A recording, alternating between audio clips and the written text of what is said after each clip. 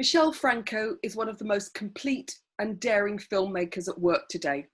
A writer, director, producer, and editor.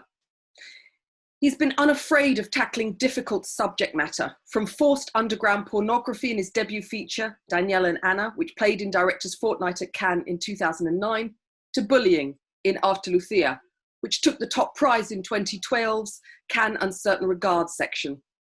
Difficult parent-child relationships and the laying bare of awkward family dynamics tested through difficult situations are at the core of a number of his films, including Through the Eyes, co-directed with his sister Victoria in 2014, April's Daughter, winner of the Uncertain Regard Jury Prize in Cannes in 2017, and Chronic, his English language debut, which won Franco the Best Screenplay Award at Cannes in 2015. His are bold, unflinching works with a singularity of vision that feels dynamic, important, and timely. There's a lean economy to his filmmaking, but it's matched by emotional weight and the construction of complex, nuanced characters marked by a moral ambiguity that seems all too rare in a world where too many are too keen to take sides. This year, his sixth film, New Order, premiered at the Venice Film Festival. It's perhaps less intimate than his previous works, but no less bold. An impressively original work, its narrative centres on the lavish festivities of a society wedding, brutally disrupted by protesters entering the home as a revolution rages on the city streets, with brutal consequences, and, as in his previous films, different perspectives at play. No other film more effectively embodied the unsettled ambience and the polarised extremes of 2020, quite like Michel Franco's New Order. Michel, this feels like a much bigger film than your earlier five works, a larger cast at the core, a busier handheld camera. Aesthetically, it does feel different to the intimacy that so characterised your previous films. Was this a very deliberate decision on your part?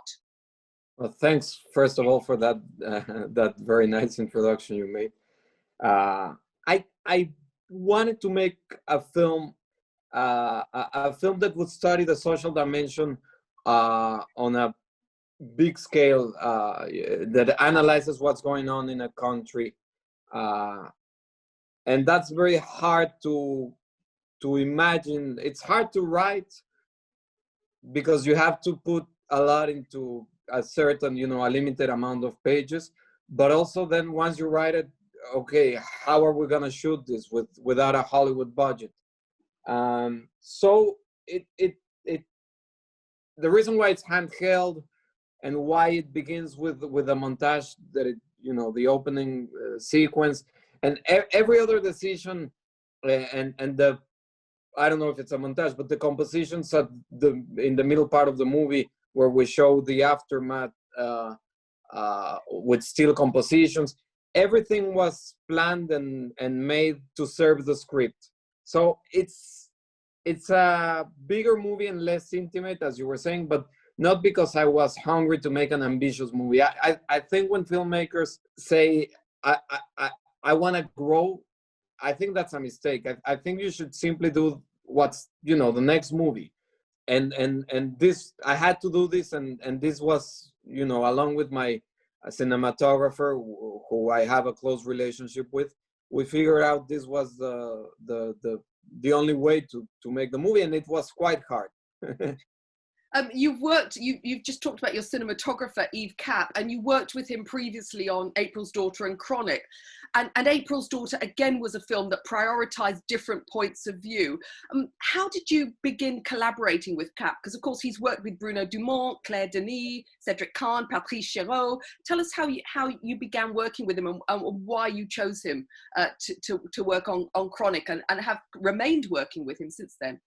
It's my usual cinematographer, Chuy Chavez, who I still want to work with, Mexican, was not available for Chronic. He was busy. So I shooting Chronic was complicated in terms of how do I make sure that it's still gonna be a film of my own vision, and I'm gonna get away going to Los Angeles to make a movie and still have I didn't want to the film to be diluted by by the, I don't know. I just thought what films I like a lot, and Bruno Dumont and Leos Carax and all those, and the cinematographer Yves Cap had shot all of them, and I thought he might bring something new to my cinema as well. So I contacted him. I didn't know him. I started to find out a bit, you know, about how he worked, and then we chat on Skype, and it was a gamble to fly him to Los Angeles. And then it was funny because once we started talking about how we were gonna shoot, I wanted something different, and he wanted to do what he liked about my movies. He was like, no, this is a Michel Franco movie, so let's not move the camera. Let's, you know, do it like Lucia, like. And it was funny because I told him I brought you in for the contrary, for the opposite, you know, I want something new. But that again brings me back to a filmmaker should never say, I want to make an ambitious movie, I want to make a different movie. I think you should understand why you're doing what you're doing and then just shoot it. I mean, and you prioritize in New Order different perspectives, which I think is very unsettling for the viewer. And tell me a little bit, and one of the things that emerges from that is a non-idealization of the revolutionaries. The idea that the revolution doesn't lead to a better world. Tell us about the negotiation of those different points of view. It was only worth making a study on a big scale if it would try to show as many aspects as possible from you know, social scale and the politician's point of view and the military point of view, and so I decided to do it through a family, a wedding, and the people who work for the family, and to try to understand quickly the dynamics between these people, but to then see how it breaks throughout the second part of the movie, the second half of the movie. It was a matter also, first, writing was complicated, and I had a much longer script that dealt with flashbacks and other stuff, you know, trying to explain a bit more and then I decided to trust the audience, and the film should relate to a worldwide feeling of how wrong we're living, and how wealth is held by a small percentage, and how inequities everywhere, not only in Latin America. So I said, I gotta trust the audience. I'm gonna, you know, this character should symbolize a lot, and should, with little time on screen, the actors are gonna have to really say a lot with little resources. It was a gamble, I guess, because my other movies are the opposite. You spend a lot of time with each character, and some shots are 4 minutes just there with the camera in a room. So you breathe, you live with them. And this is always shifting from a character to the next. I'm skipping from one subject matter to the other. I don't even know what you asked at the beginning. It was about your different points of view, which I think your answer has captured incredibly well, the ways in which this film really does bring them to the fore. Did you shoot it in chronological order? Because with your previous films, you've largely shot in chronological order, and you often reshoot scenes. I remember once you telling me that with Chronic, you'd reshot 30% of the scenes for the film. It was the same in this case. I developed this system, and it's so far working for me. So I wouldn't give it up. Like, for example, if I shoot another film in the States, Chronic, I produced Chronic with Gabriel Ripstein, so we were able to do that. But if I ever shoot another film in the States, it has to be, or any other place, it has to be done in the same way. I like the possibility of reshooting, and I like shooting chronologically. When we shot April's Daughter, the owner of the equipment, the film equipment, you know, the big trucks, was very not happy with me sending back and forth the trucks. And he said, why don't you just shoot it, you know, like movies are done? And I said, because I don't know. I didn't go to film school. I don't know how to shoot that way. I like going chronologically. I have the editor on set. So we're reshooting everything. That it's not because we got it wrong. It's because we realized it could be better or more interesting. So the lunch break every day I spend it with the editor, and since it's chronological, we can see, 20, 30, 40 minutes. You start to discover the film.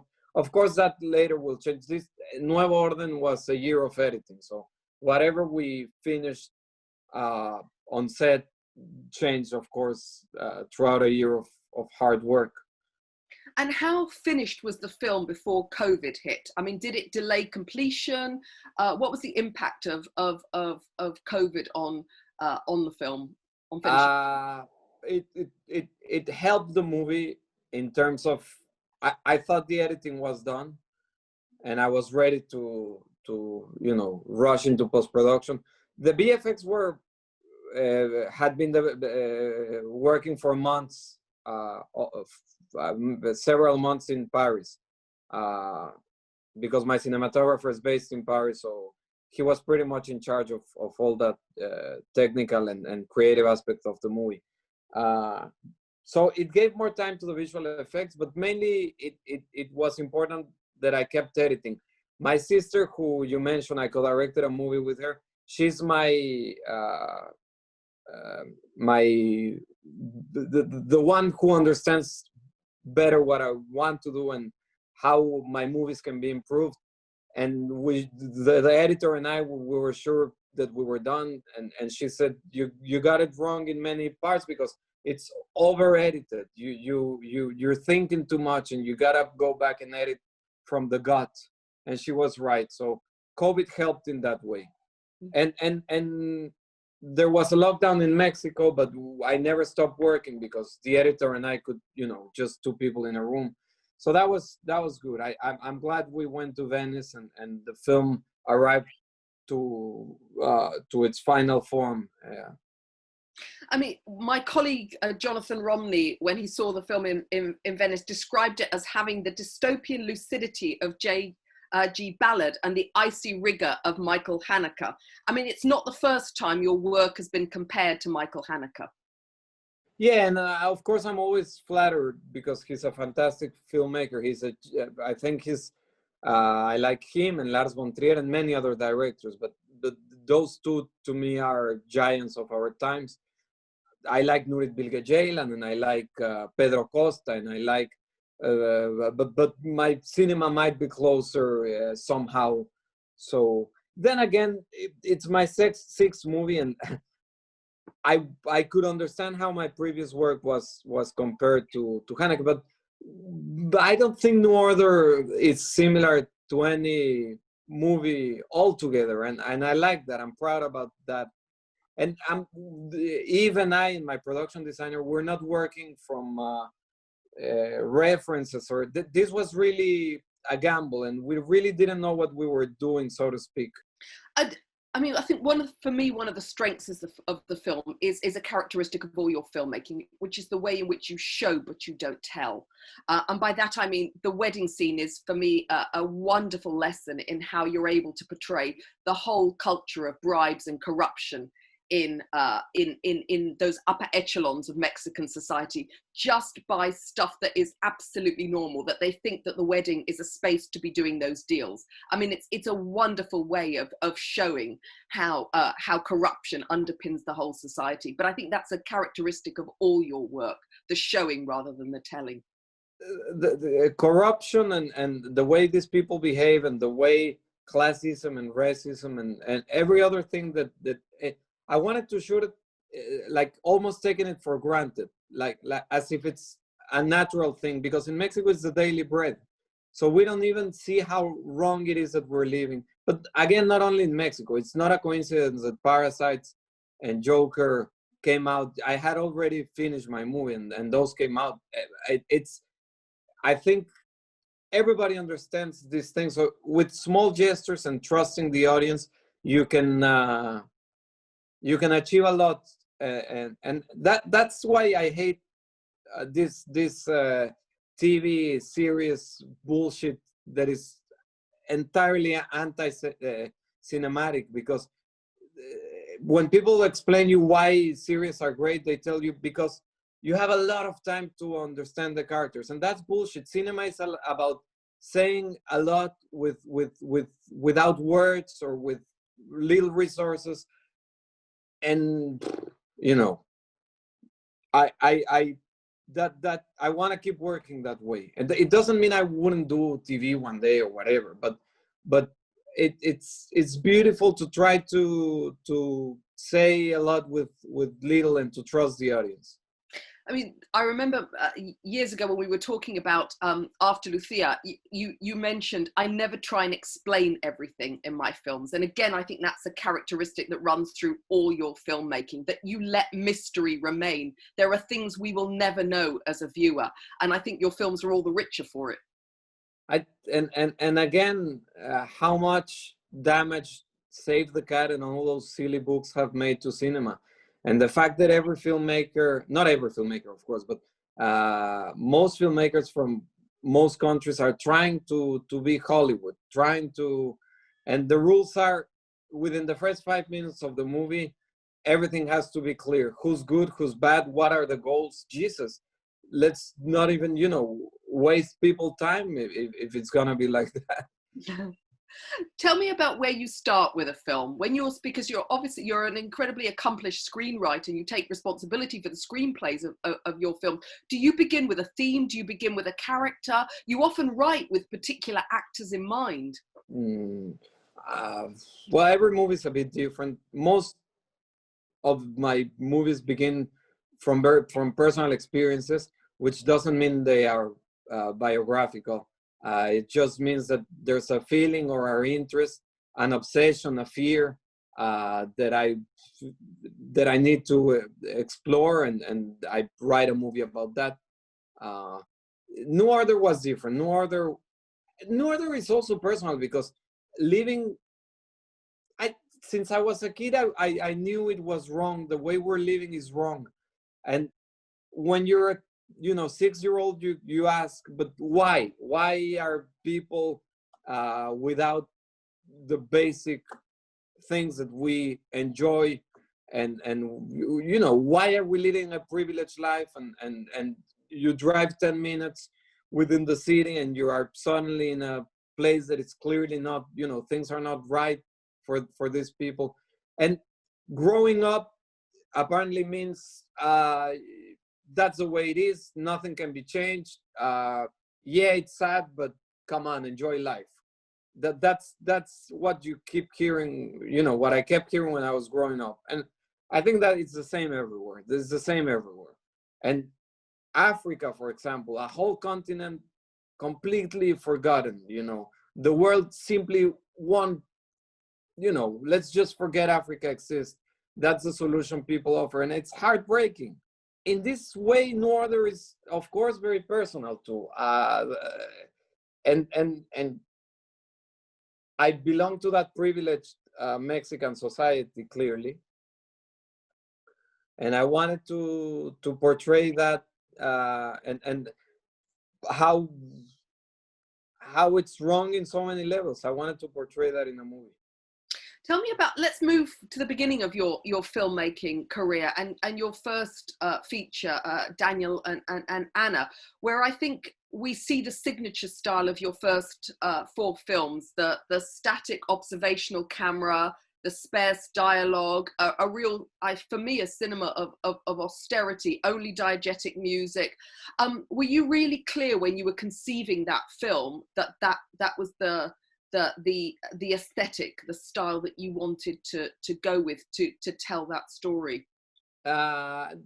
It all began. My last short film from 2003 was handheld, and that was my last cinematic experience. And 5 years later, I had to shoot the script I wrote for Daniel and Anna, and I didn't know how to shoot it, but I did know that what I wanted to avoid. And I was growing up in Mexico. Melodrama is a big thing, not only in TV but also in movies. And I knew I didn't want it to go there. So I said, I thought with my cinematographer, if we keep the camera away and we're not using film language in the classical way, and we're not, you know, cutting to the close-up and explaining everything.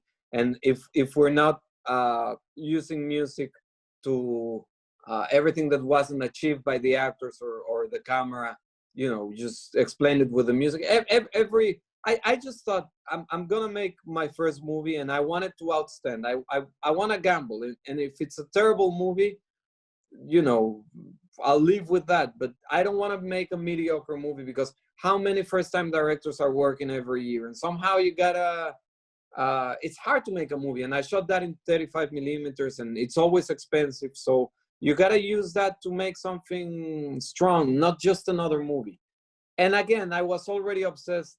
My favorite film book is Bresson's Notes on Cinematography, or whatever it's called in English, and he insists about, you know, how tricks shouldn't be used, and how you can find something truthful in cinema if you don't go to the obvious places. And I think I was somehow trying to do that with Daniel and Anna. Tell me about the story for Daniel and Anna, because it's based on events that happen with these forced kidnappings in Mexico. So tell me about the point of origin for the film. It's an incredibly disturbing tale in many ways, of a brother and sister that are forced to have sex together when they're kidnapped. The story came to me, arrived to me through the therapist that treated the real case, and the person who the brothers, the siblings that went through this experience, wanted their story to be portrayed, because somehow it would be cathartic. I never met them, but it was through the therapist. To me, it was a good mix of an intimate story, a portrayal of characters that I know well, because it's, again, Mexicans that live in a certain way. And I like the family dynamics on the story, because things will not be talked through, and even though characters love each other, everything gets more complicated. And of course, it talks about violence in Mexico, which I insist, it's our daily bread. So that's why I thought that was going to be my first movie. And I knew it had a certain power, because first they're forced to have sex, but that's not the climax of the movie. The point of interest is what they do with that, you know, afterwards. And I think that's one of the strengths of the film, is the way you deal with the consequences of that act on the siblings, and how they have to renegotiate their relationship. I love the width that you use in terms of the screen, which for me accentuates the isolation of the characters, the gulf between them. I didn't know what I was doing. I was working from my instinct. And then I was surprised when I wrote Después de Lucia about how similar the scripts. There are very different movies, but again, people were not communicating with each other. And those two movies work in a very simple way. If they could simply talk to each other, the characters, everything could be avoided. But that's how we live. We're supposed to be clever, educated people, sophisticated, and we keep not being able to talk with our children, with our partners. And I'm fascinated by this lack of capacity to simply, live and express ourselves. And I think cinema is, the screen's a good medium to explore this without having to explain it.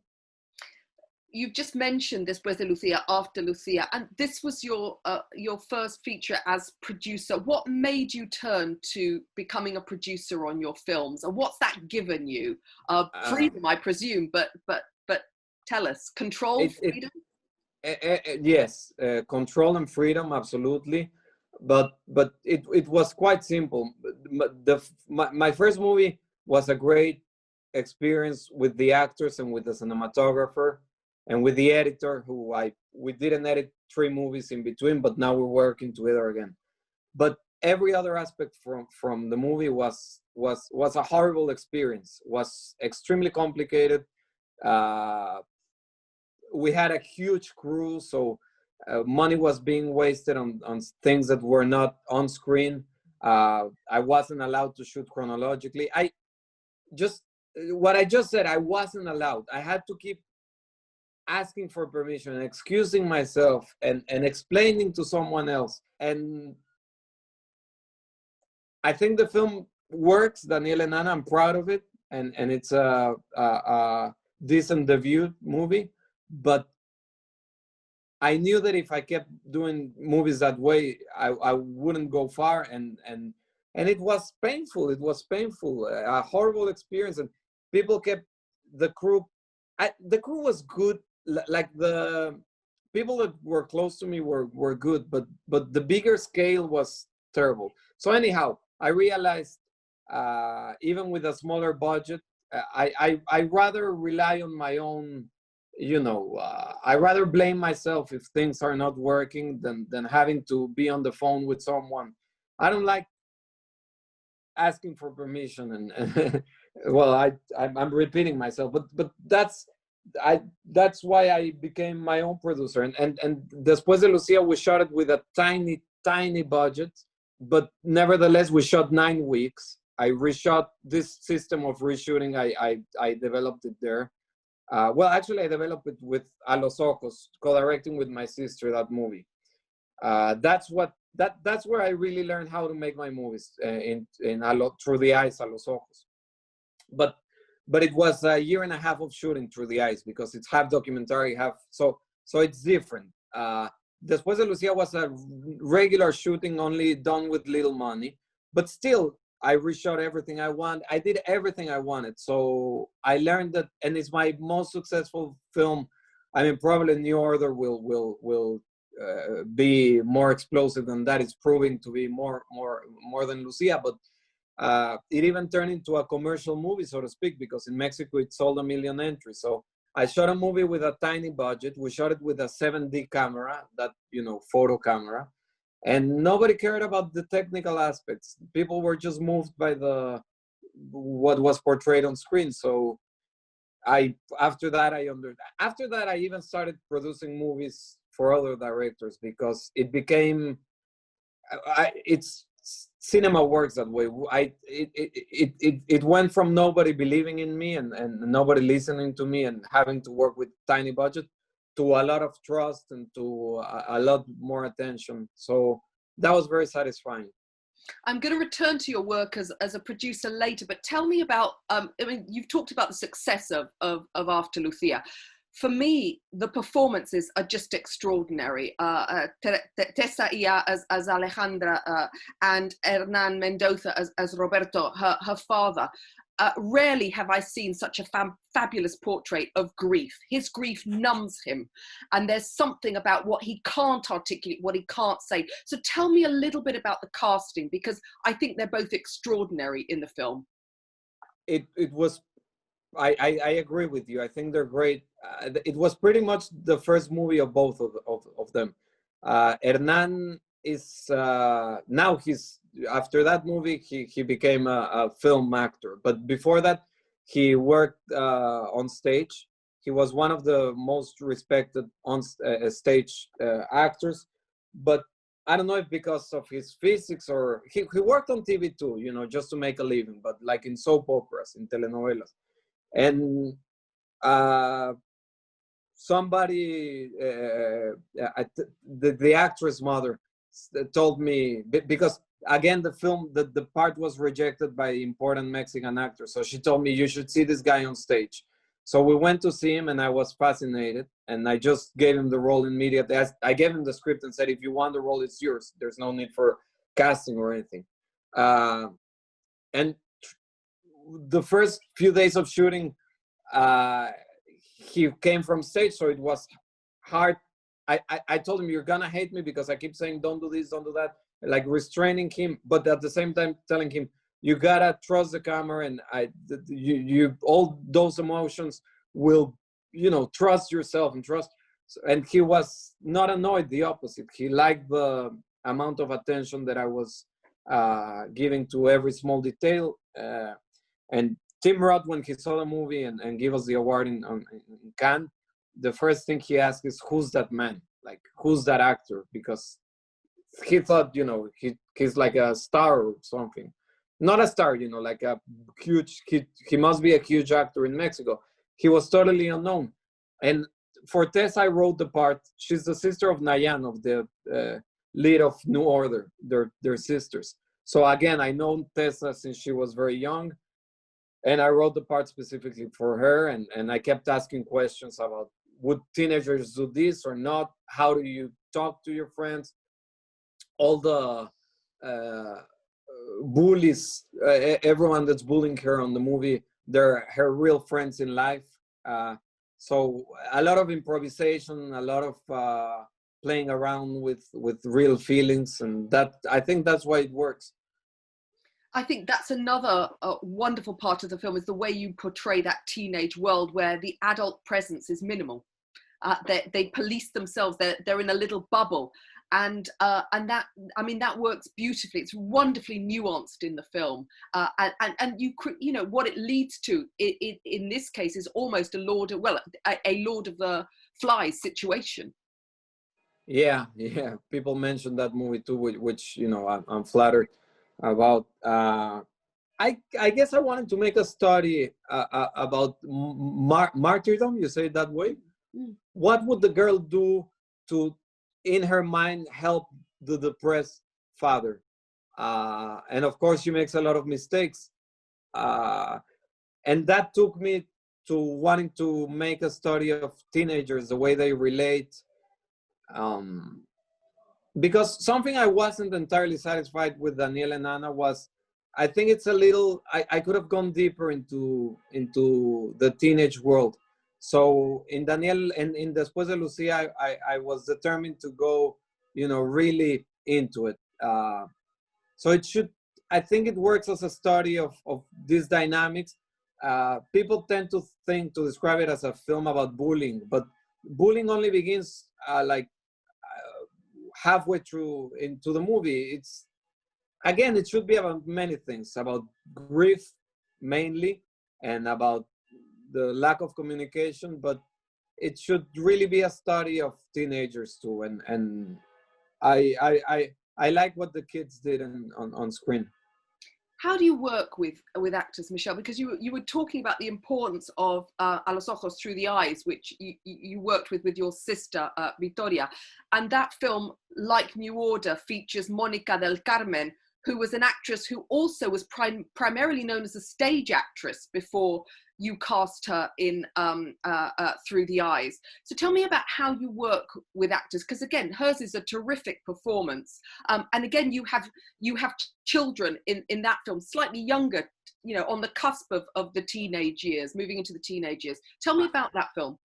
Mónica del Carmen, I saw her on Leap Year, and she's the actress in most of my movies. She's in New Order too, of course. So she's my favorite actor, so to speak. I keep going back to her. Even when she's not on screen, she's helping me to find non-actors. I like mixing actors and non-actors, but the way I work with actors, it's very straightforward. I don't believe in this manipulation, or some directors tend to say, I'm gonna break this actor, I'm gonna take him where he's not comfortable, and then I'm gonna do. I don't believe in those things. I like to be first, if there's a good script, that it's a good point of departure. But then I like to talk with them and listen to them and be respectful. And it's the same directing a 5-year-old kid than a very accomplished actor. Then of course they have to be humble as well. And we need to be able to get lost within the process, and to find again.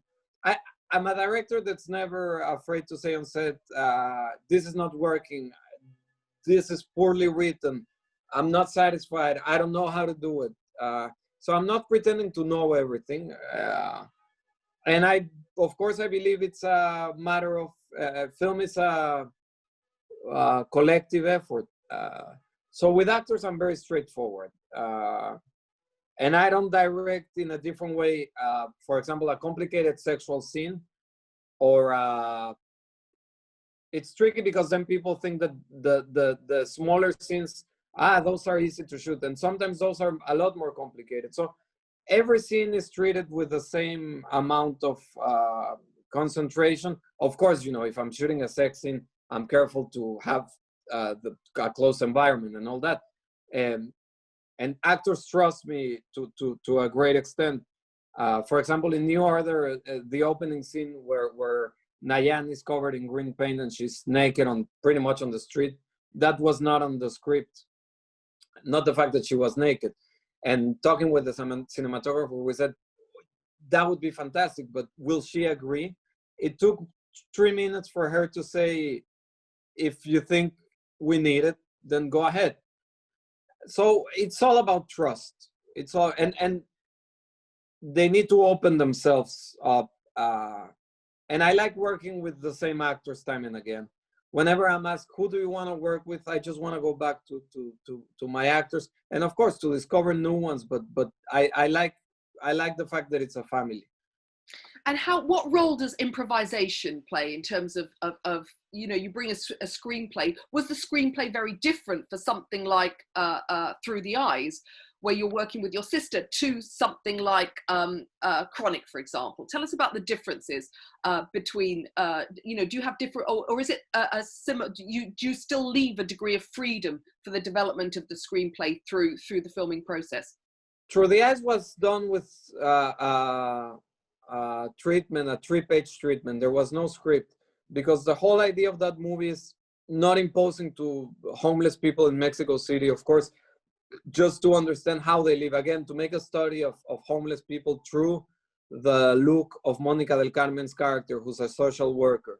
So Mónica was committed to the role, to the job, without being paid, because we did that movie, you know, with nothing, really with nothing.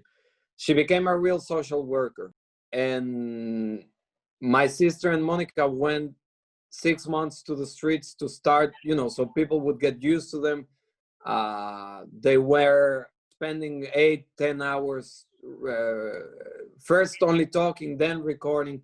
I don't have that kind of patience. I think I will never do a documentary myself. But once my sister had done all that hard work and recorded a huge amount of material, I shaped the fictional part of it with Benjamin, the lead actor, who's not an actor. He was homeless when we met, and the whole process of rehab that he went through, that he goes through in the story, he went through for real. The whole detox process, and it was all done with Casa Alianza, which is an institution that has been around for, I don't know, 30-40 years, helping out homeless people. So it's I think it's my most special movie. It's a shame that it's the one that people have seen less. But I took to an extreme the everything has to be real, and I'm very fond of that movie.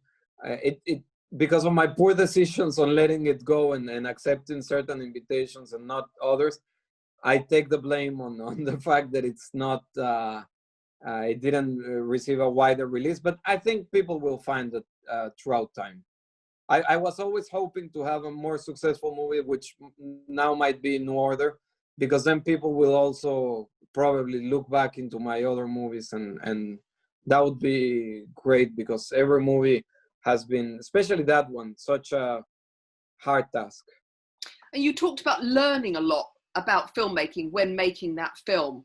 What was the relationship with your sister like when you were filming? Did you take a different role? How did you negotiate the co-direction? Or was it that she took responsibility for the more documentary aspects and you for the work with the actors in developing the narrative? It was like that, but having said that, of course she would speak her mind every time something wasn't working. Monica and Victoria, my sister, are very, very close. I think we did everything together, although she did the documentary part on her own. But the rest we did together. I was a little bit more experienced, so I knew a little bit better how to frame a scene and try to make what I did later in Lucia and Chronic, to work with the actors within the frame and the composition and all that. But I still, my sister is uncredited on my, in New Order she's credited as casting director along with Viridiana. That's not accurate exactly. She kept on bringing, because New Order is such a, the cast is huge. We needed, and my sister was obsessed about every actor or non-actor should be right for every smaller part. Otherwise, this won't work. So even in the warehouse, every kidnapped character was carefully picked by my sister. So I wouldn't know how to describe in a conventional way the way we work together. And I produce short films for her, and she's now writing her first feature, and I want to produce that, of course. Let's move on to Chronic. I think for me, one of the things I found so extraordinary about Chronic is the performance of Tim Roth, but also his singular sense of purpose. And I think that's something he shares in common with Monica in through her eyes. I mean, they're driven by a very particular thing that isn't always clearly articulated and that we find out about much later in the film. Tell me about making Chronic, because obviously it was a project that you were thinking about and then took a very different direction when you met Tim Roth in Cannes. I wrote Chronic because the caregiver that was with my grandmother after she suffered a brain stroke and took care of her for 6 months. You know, I was fascinated by her and the relationship, so I wrote Chronic. When I met Tim, I told him, he asked, what's the next movie? I said, it's a nurse, a female character in Mexico, and she's, you know, I told him the whole story. He said, turn it into a man and I'll do it, which I never, for me, it was, like you said, very close to Through the Eyes. Through the Eyes is a social worker. This was a caregiver. And it was supposed to be, you know, an intimate, smaller movie in Mexico. But Tim went nuts about Lucia, and he really wanted to work with me. And of course, you know, I got excited about the idea because I love his work. And I realized from a male perspective, the story could be even more interesting because it's not the obvious take. So I rewrote the script for Tim, and we had long chats about it. And he had a lot to say about the script. So many pages were perfect, but some other things he said, I would like this and that, and his instinct was right. So we collaborated in a great way. That script was crafted. There was no improvisation at all, or very little. The only improvisation was when Tim worked as a caregiver, like Monica did as a social worker, for several months. He went through the experience. So often he was able to explain to me the technical aspect of a caregiver or certain ideas. And so the cinematographer and I, we knew exactly how we wanted to place the camera and how to shoot. But Tim was very much in charge of his character. And there are some stories about how much I directed him, you know, very punctually, but in many, many scenes, he was just, you know, doing what he thought was best, and it worked. I don't like directing actors that much. I like hiring actors and letting them do their thing. And if we need to work together, we will, but I respect actors, and I want to see what they propose before I impose my vision. It was a great experience with Tim. Tim would always be sitting at the entrance of the location, each house we were shooting on. And he would arrive before he would arrive earlier to his call. And I was like, Jesus, Tim's sitting there again. I need a lot to figure out. It's not just his character. And Tim would be like, no, let's sit down. We need to talk about what we're shooting. We need to talk. And I thank him for that, because I didn't get lost in any technical aspect of the movie. I was close to Tim, and we really made the film together. And my cinematographer was taking care of the other aspects.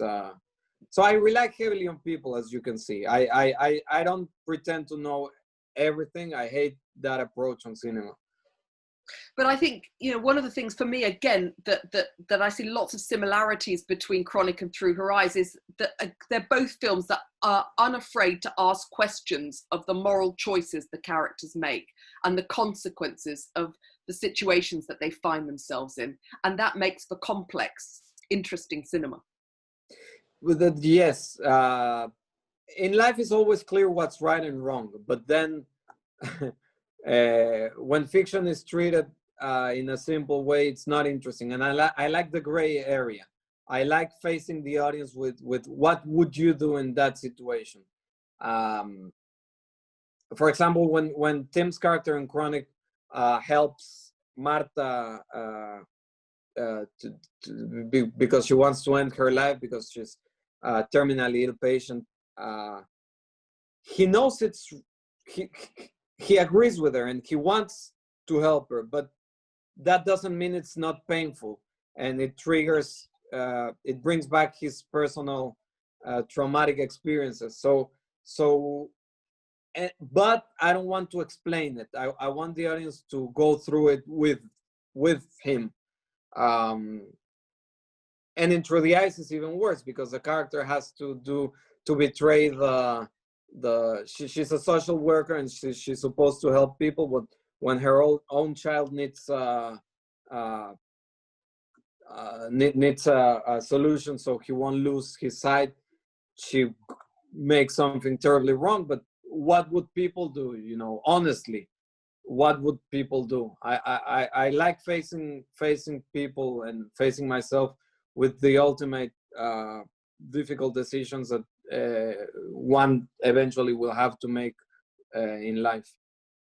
When I saw Chronic, it made me think about Ingmar Bergman, and I do think it's a film for me that really crystallized the relationship I think your cinema has to Bergman's cinema. You also mentioned Bresson, and again, I think there's something in the leanness of your work that reminds me of Bresson. Have both of those been formative influences on you?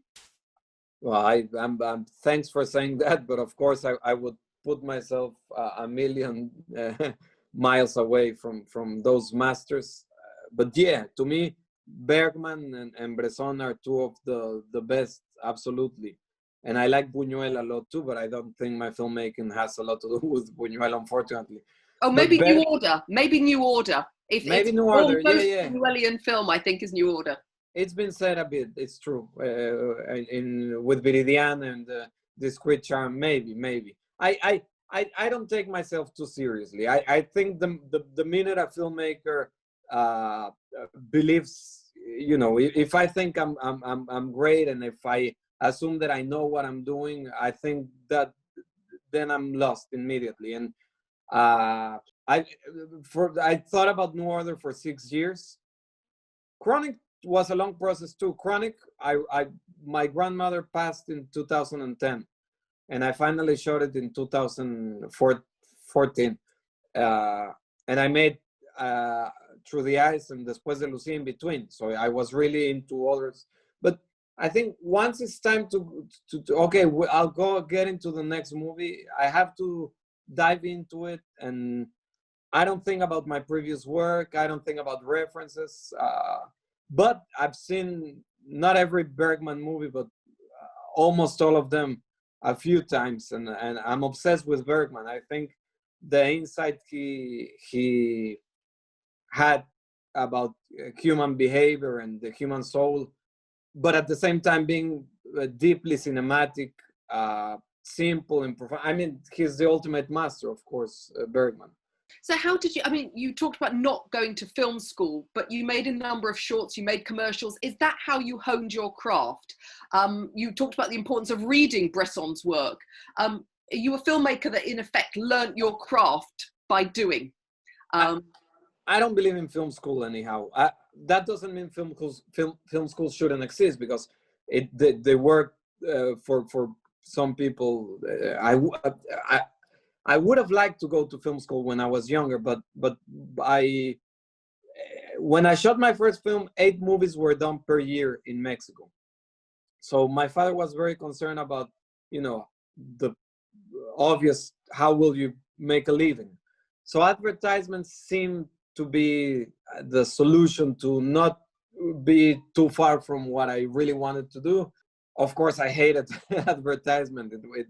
I mean, by watching my movies, you can, there's no further, but that was good too, because I was so fed up of 6-7 years of doing commercial stuff that I said, okay, finally I get to do my own stuff. So I took it as far further from commercial world as I could, in terms of the grammatics of cinema and so on. But I think nobody can teach you to be a director, and especially to be a writer. I think if you're truly obsessed with film, and if it's your only, film becomes a way of living for me.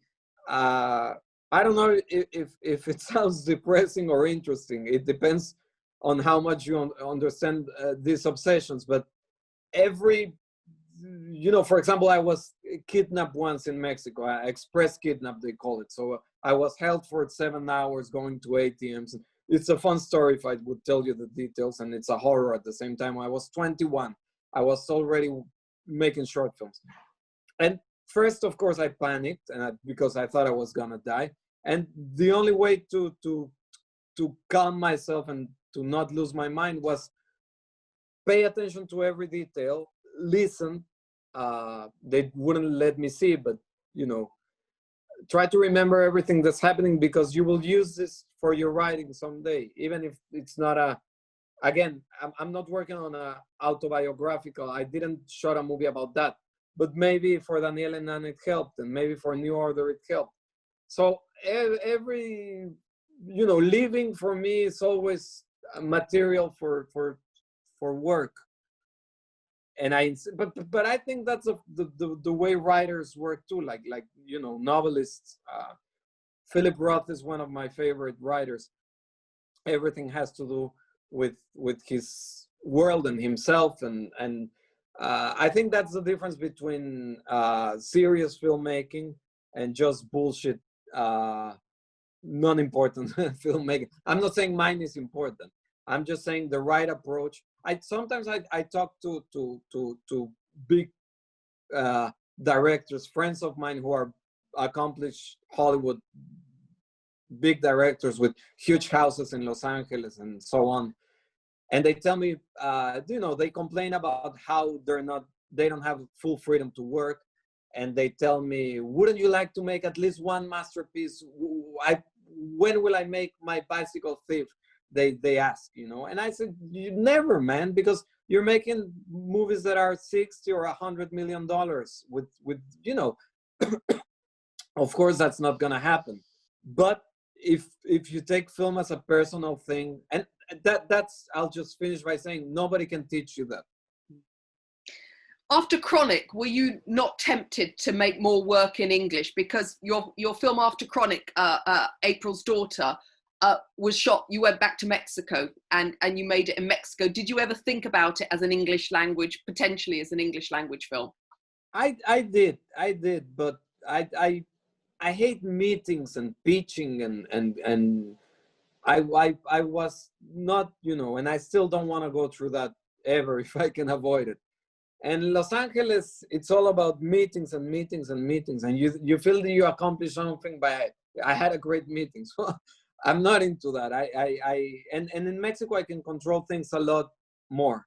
There are certain actors that I really want to work with in the States, or British actors, and I will, I'm sure, but it has to be on my terms. I have to be in control, and so whenever that opportunity comes again. Chronic was all done with Mexican money, and Gabriel Ripse and I were the producers. So yeah, why not shoot again in Los Angeles? Having said all this, and going back to the directors I admire the most, they made the best work in their own countries. Kieślowski went to France and still made fantastic movies. Of course you can do it, you can pull it off, and of course many European directors went to the States to do some of fine work, and Mexican directors. But it's already hard to write something good in my own country after, when I'm asked what was the research for New Order, just living there 41 years. So that's already hard. I wouldn't want to be a foreigner and on top of that, try to do something truthful. With April's Daughter, you cast Emma Suarez as the mother, as April. Were you always, did you always want an outsider to play that role? Because there's something about her as an outsider in the film that I think works really well in terms of the feminine dynamic created between the mother and the daughters, that you take in very unsettling different directions through the film. No, I think Emma Suarez did a fantastic job. I had seen her movies, but when the idea came to my head was after watching Julieta. But the real story, it's very silly. I went to a Mexican actress, slightly older, that hasn't done great work in a long time, but was good before. And I thought, I'll give her the role and it's going to be a comeback for her. And it was funny. She read the script and she thought it was terrible and she wasn't interested. And I think there's still a thing sometimes when a director, since I didn't go to film school and so on, I think strangely enough, some people didn't want to believe, I don't know, whatever. So I was angry and I said, who's the best actress in the whole world? Spanish speaking. I don't mind if I bring someone from Argentina or Emma Suarez from Julieta. I thought if she was good enough for Almodovar. And with Emma was the opposite. She read the script 6 hours, I sent her and 6 hours later she was telling me how great it was and signing in for the role. And I'm grateful to her because she was very humble. She's a fantastic actress and we remain close friends. And Ana Valeria, one of the daughters, the main actress in the movie, it was her first movie, 19 years old.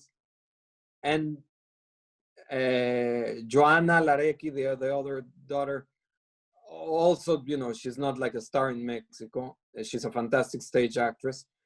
And they became a family. I don't rehearse.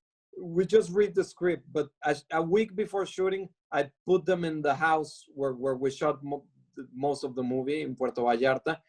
And without any production assistance or anything, they just lived there. We gave them the car that was going to be used throughout the movie. So, they went out and buy groceries and they got drunk together and they became a family. So when I went back a week later to shoot, they would sometimes improvise some dialogue and cut. That was good, but just out of curiosity, why did you say that? Oh, you don't know, but our characters lived, 6 years ago, this happened to us. Okay, fantastic. I think the film, I love the ending to the film as well, but I always think your films take the viewer in an extraordinary direction at the end of the film. You often surprise us, you unnerve us, you unsettle us at the end of the film with the decisions that your characters make, knowingly or unknowingly. And that's the case in After Lucia, it's the case in April's Daughter, it's the case in Chronic, and it's the case in New Order as well. Well, endings are important because that's what the audience walks away with. The whole film, but the ending has to make an impact. That doesn't mean it has to be fireworks. I often do fireworks. I don't know. I like knowing what the ending of a movie is when I'm writing. Not necessarily at the beginning of the process, but early on the process, because that's what gives meaning to the whole movie. So yes, people talk a lot about the ending of Lucia, for example. The end of April's Daughter is a bit different, right? Because there's hope at the end. The daughter, I won't spoil it if someone hasn't seen it, but there's hope at the end of April's Daughter. we've come to the end of the interview, but before we finish, I'd like to just ask you two very brief things. You've talked about Gabriel Ripstein, and obviously he was involved in Chronic, translating the screenplay for you in English, and you produced his film 600 Miles. You've also produced Lorenzo Vigas's From Afar, a Golden Lion winner in Venice. The same year as Ripstein premiered 600 Miles in Berlin. And last year, of course, we had David Zonana's Workforce that we screened here at the London Film Festival. So your work as a producer, tell us a little bit about the importance of that to you. And finally, what's next for you, Michel, in terms of After New Order? It's we're a group of friends. We've been talking about cinema for 20 years, Gabriel, Lorenzo Vigas, and I. So it's not like I'm the producer at all. They knew a lot more about cinema when we met because I was much younger. I was just more radical and more, hungry or more afraid of not being able to become a filmmaker. So I was, shooting one thing after the next and so on.